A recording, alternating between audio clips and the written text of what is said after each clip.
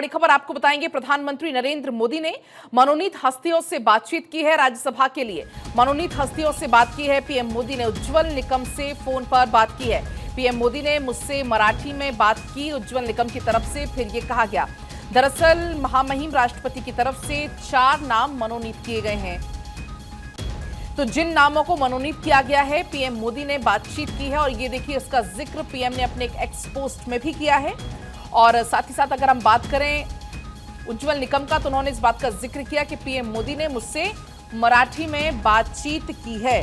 तो ये बड़ी जानकारी आप तक पहुंचा रही हैं। दरअसल 4 नामों को राष्ट्रपति ने मनोनीत किया है राज्यसभा के लिए, और ऐसे में प्रधानमंत्री नरेंद्र मोदी ने भी उनसे बातचीत की है और एक्स पर पोस्ट करते हुए जिक्र यहां पर हम कर भी रहे हैं। पीएम मोदी ने एक्स पर पोस्ट की है, बधाई दी है।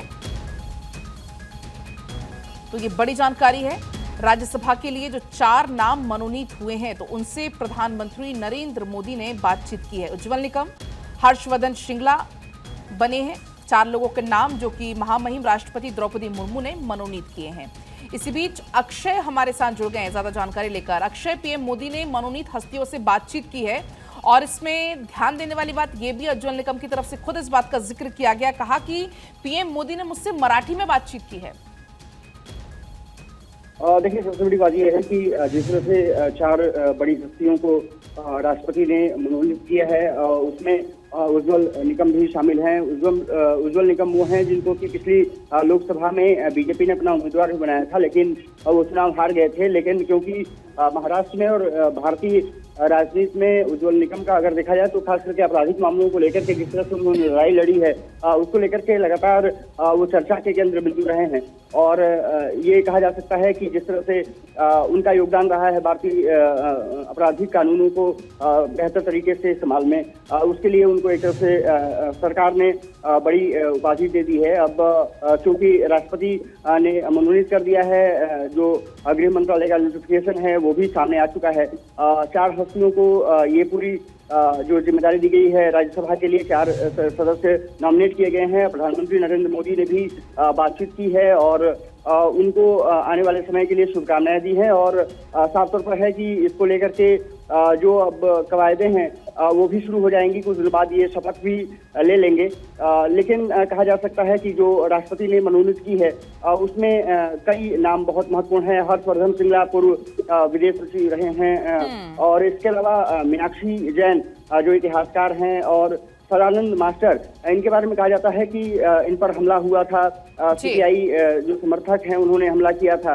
तो एक तरफ से कहा जाए तो देश के 4 प्रमुख हस्तियों को राज्यसभा में मनोनीत किया गया है। बिल्कुल अक्षर, इन्हीं सदस्यों से पीएम मोदी ने बातचीत भी की है। फिलहाल बहुत शुक्रिया आपका तमाम जानकारी के लिए। और इसी बीच उज्ज्वल निकम की तरफ से क्या कुछ कहा गया, आप इसको एक बार सुना देते हैं।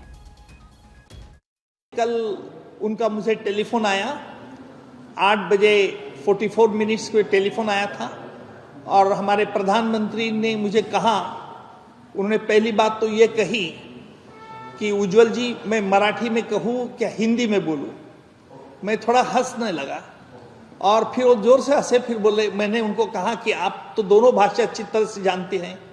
तो उन्होंने मुझे मराठी में पहले बात की और उन्होंने कहा, उज्ज्वल जी, राष्ट्रपति महोदय आप पर एक जिम्मेदारी सौंपना चाहते हैं, क्या आप जिम्मेदारी ले सकते हैं? मतलब आप बताइए कौन सी जिम्मेदारी है। तो उन्होंने मुझे कहा कि हम राष्ट्रपति महोदय का ऐसा निर्णय है कि आपको राज्यसभा में लिया जाए ताकि देश के लिए, संविधान के लिए कुछ अपना शक्ति खर्च कर सके। तो मैंने तुरंत हाँ कर दी और उसका फल इतना इमीडिएट हुआ। तो मैं हमारे देश के प्रधानमंत्री, भाजपा के जेपी नड्डा जी और गृह मंत्री अमित भाई जी और हमारे महाराष्ट्र के मुख्यमंत्री देवेंद्र फडणवीस, इनका व्यक्तिशः आभारी हूँ